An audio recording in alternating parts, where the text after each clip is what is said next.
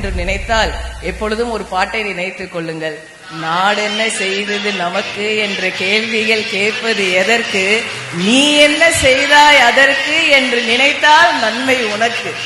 அப்படி ஒரு நினைப்பு இருந்தாலே எல்லோரும் சாதித்து வந்து விடுவீர்கள். ஏனென்றால் நம் நாட்டிற்கு நாம் செய்யாமல் வேற யாரு செய்வார்? சிறகுகள் வீசியே சுதந்திர